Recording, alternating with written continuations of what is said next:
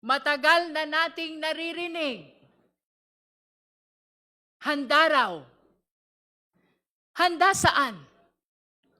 Sa press statement? Sa social media?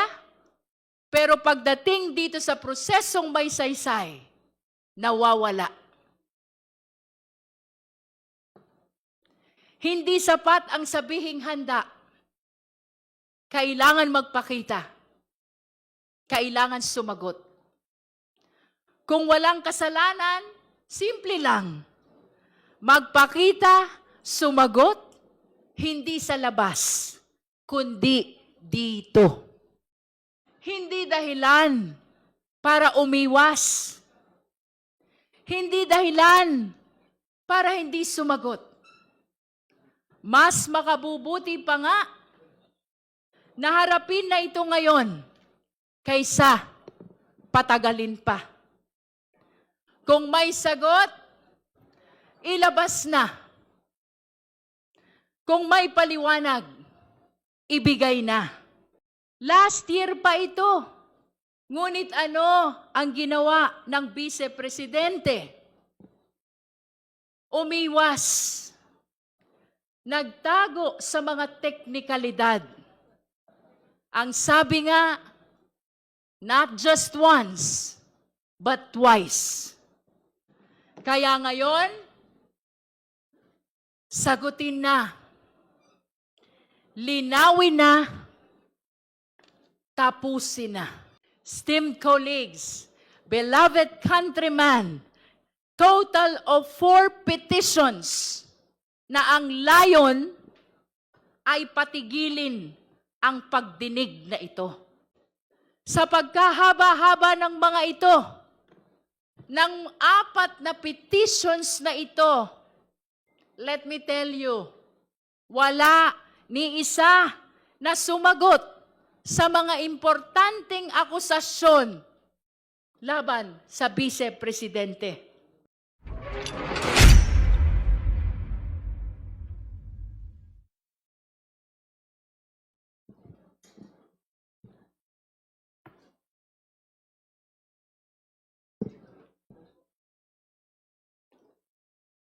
The chair will address the committee.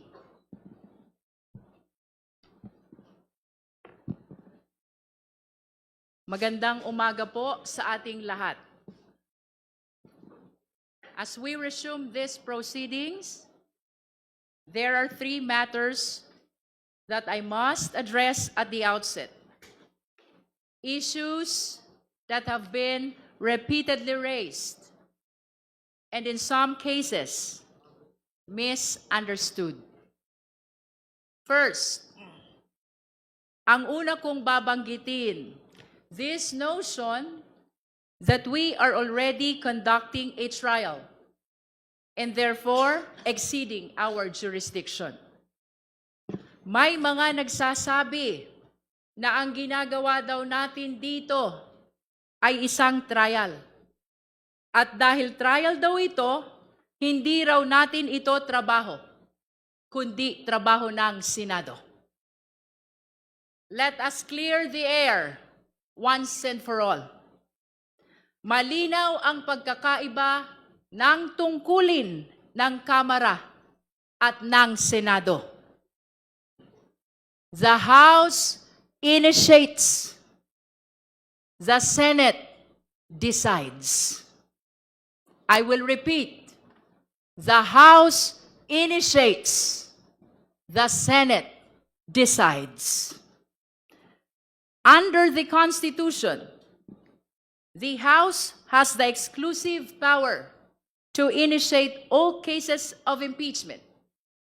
Ang papel natin ay suriin at alamin kung may sapat na basehan para dalhin ang kaso sa Senado. The Senate, on the other hand, is the impeachment court. Sila ang naatasang tumanggap ng kaso at magpasya kung guilty o not guilty ang isang opisyal. Ngayon, may kanya-kanya tayong proseso para magampanan ang ating tungkulin. Kung anuman ang tawag sa prosesong ito, hearing, inquiry, evaluation, o kahit ano pa, hindi iyon ang mahalaga.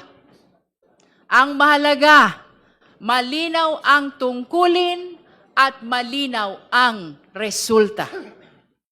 Sa atin dito sa Kamara, to initiate cases of impeachment. Sa kanila sa Senado, to try and decide all cases of impeachment.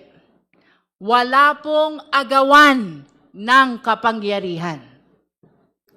So let me be very clear. Ang ginagawa natin dito ay hindi trial. Ang tanong lang natin, may sapat bang batayan para umusad ang proseso? This is merely the beginning, not the end of accountability mechanism.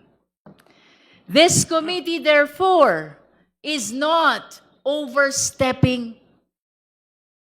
We are not improvising. We are not experimenting. We are simply following the rules. Our rules grounded in the Constitution. Hindi ito fishing expedition. Hindi ito bahala na si Batman. Hindi tayo nangangapa. Alam natin ang hinahanap natin. Kung may probable cause ba o wala.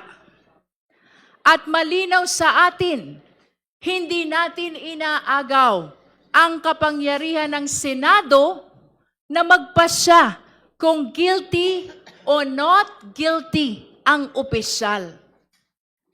At ano ang gumagabay sa atin?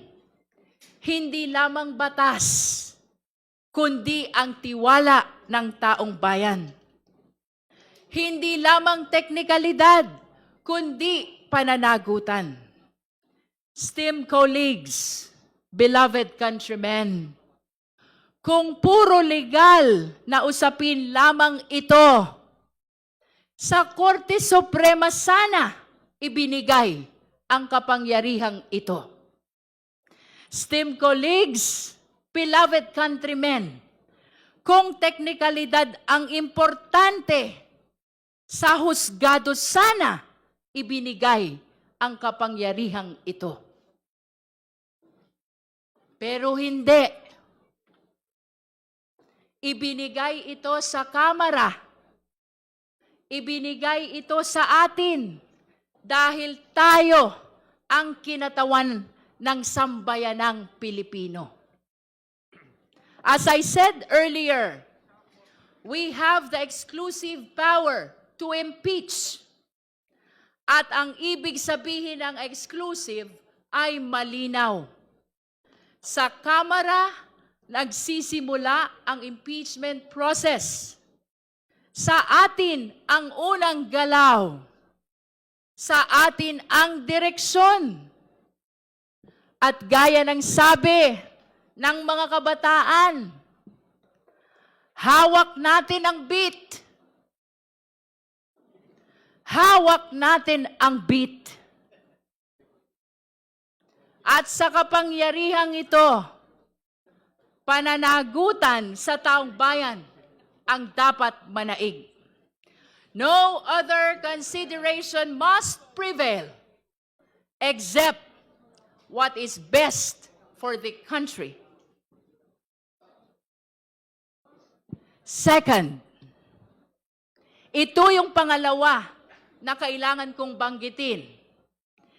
There is this claim that the country has so many other problems and that this is a distraction. Tama naman. Marami tayong kinakaharap. Sobra. Mahal na gasolina at bilihin. mababang sahod, kakulangan sa serbisyo, at ang tila walang katapusang korupsyon. But let me ask, does the existence of many problems mean we should ignore one specific problem?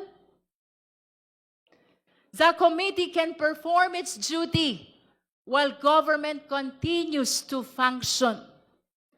Multitasking ang ating gobyerno.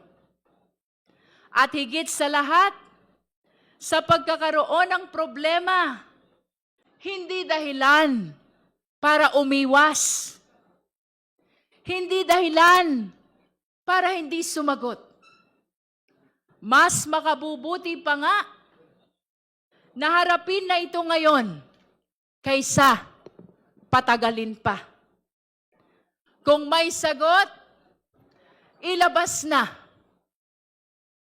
Kung may paliwanag, ibigay na. Tandaan natin, may mga akusasyon dito na hindi naman bago. Last year pa ito. Ngunit ano ang ginawa ng Vice Presidente? Umiwas. Nagtago sa mga teknikalidad. Ang sabi nga, not just once, but twice. If we repeat this cycle, iwas, teknikalidad, sino ang makapagsasabi na hindi na naman tayo babalik dito sa susunod na taon? Kaya ngayon, sagutin na, linawin na, tapusin na. At kapag nasagot, lahat tayo ay malilinawan. Because hearings like this work both ways. We can proceed, but remember, we can also dismiss. After we go through this process, and after we review the evidence, we will be asking ourselves, may probable cause ba o wala? Pwede nating ituloy, pero pwede rin nating ibasura. Kaya kung may katotohanang magpapawalang sala, mas lalong dapat itong marinig. Marami tayong problema. Totoo yan. Kaya kailangan itong harapin para umusad, para mabawasan, para matapos. Dahil ang problemang iniiwasan at tinatalikuran, lalong lumalaki. Para sugat na ayaw linisin, habang pinapatagal, lalong lumalala. Third, at ito yung panghuli na kailangan kong banggitin. We recognize that there are petitions now pending before the Honorable Supreme Court intended to stop these proceedings. Yes, there are petitions in the Honorable Supreme Court. One, filed by a group led by the lawyer of Pastor Kibuloy. Ang nagsasabing siya raw ang appointed son of God. Kung kaya nitong pigilan ang lindol, kaya rin ba nitong pigilan ang mandato ng konstitusyon?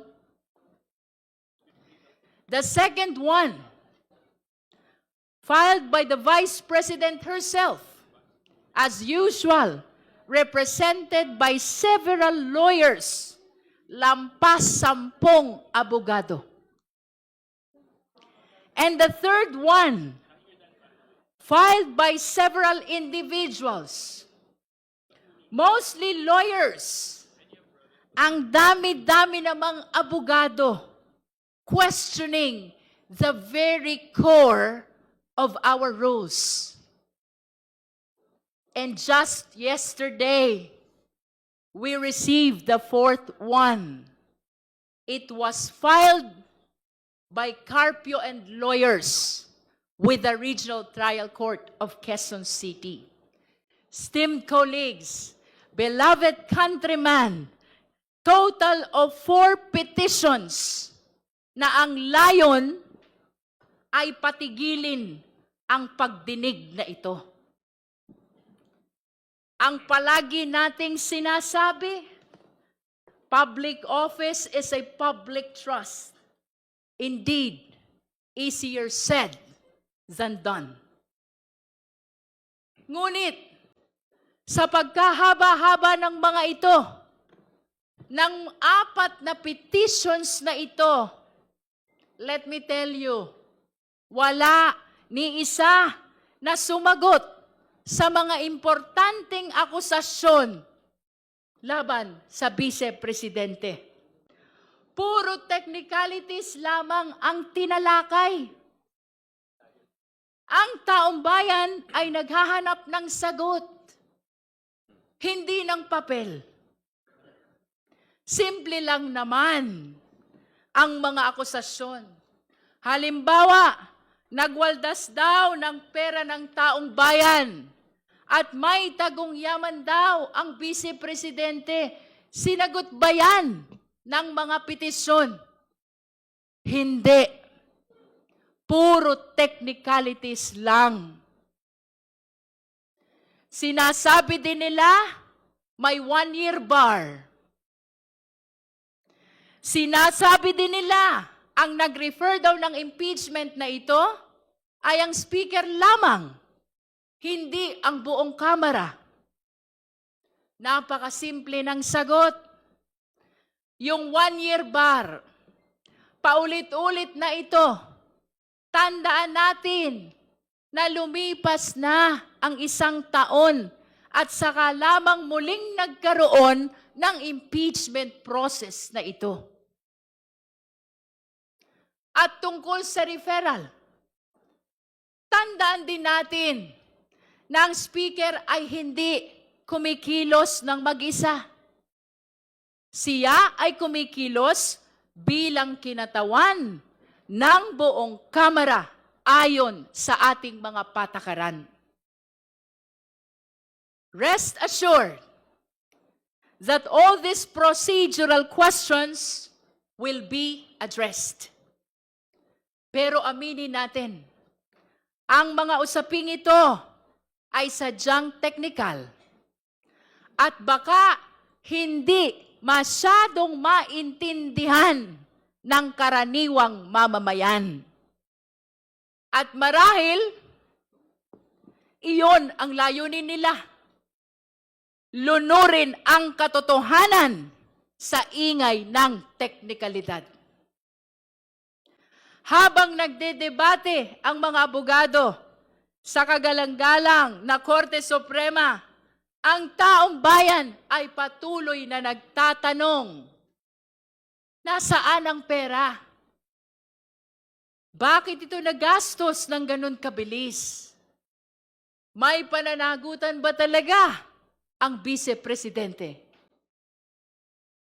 We will answer the lawyers in the Supreme Court, but we will answer the Filipino people here. Narito po ang proseso para linawin ang mga akusasyon. Dito natin ito dapat pag-usapan. Let us not forget that what is truly supreme is the Constitution. Malinaw ang sinasabi ng Konstitusyon. The House of Representatives has the exclusive power to initiate impeachment and the authority to determine its own rules. Hindi ito imbento. Hindi ito kagustuhan ng iilan. Ito ay mandato ng konstitusyon. Now, the Vice President says, the petition in the Supreme Court is not meant to avoid the process, but to seek clarity. But if it is clarity that it is sought, bakit hindi dito? Dito ang clarificatory hearing. Dito dapat magpaliwanag.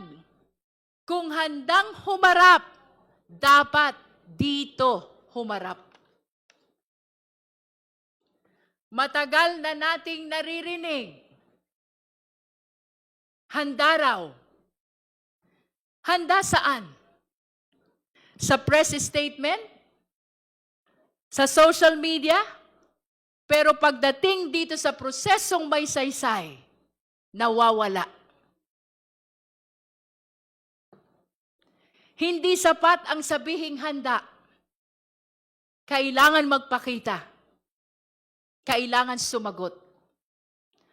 Kung walang kasalanan, simple lang. Magpakita, sumagot, hindi sa labas, kundi dito. In closing, let me stress, this process is not about personalities. It is about accountability. It is about responsibility. Ito ay paninindigan para sa katotohanan. Impeachment is the people's constitutional mechanism to hold public officials accountable. Tandaan natin, ito ay pagtukoy lamang kung may probable cause o wala. At bahagi ng prosesong ito ang pagdinig natin ngayon. Isang pagkakataon upang linawin ang mahahalagang issue sa kasong ito. Inaasahan natin ngayon ang pagpapaliwanag ng mga ebidensya mula sa COA, sa NBI, PSA at marami pang ahensya. Inaasahan din natin ang pagdalo ni Ramil Madriaga na sa kauna-unahang pagkakataon at sa isang public hearing ay makakapagpatunay sa kanyang salaysay. For the very first time, we hope to hear directly from Ramil Madriaga upang makatulong sa paglilinaw kung may batayan ba ang reklamo laban sa Vice Presidente. Uulitin ko po, hindi ito paghusga. Gusto lang nating maliwanagan. Gusto lang nating matiyak kung dapat bang umusad ang proseso. Our duty is not to pass final judgment, but to clarify and in the process to seek the truth. Truth is rarely simple, and it is never convenient. We do not pause our search for it simply because, first, there are some procedural questions. Second, there are more pressing problems. And third, there are petitions before the Supreme Court. No, we will not pause to that. Guided by the Constitution and the will of the people, truth must be pursued regardless. It remains the foundation upon which justice and accountability stand. We must continue to follow it wherever it leads, guided not by fear, not by expedience, but by the voice of conscience and the trust of the nation. Sa huli, babalik tayo sa simula, pagsuri natin ang ebidensya, ano ang tunay na gagabay sa atin. Hindi lamang batas, kundi tiwala ng taong bayan. Hindi lamang teknikalidad, kundi ang pananagutan. No other consideration must prevail except what is best for the country. Maraming salamat po. At this juncture, the chair directs the committee secretary to call the case.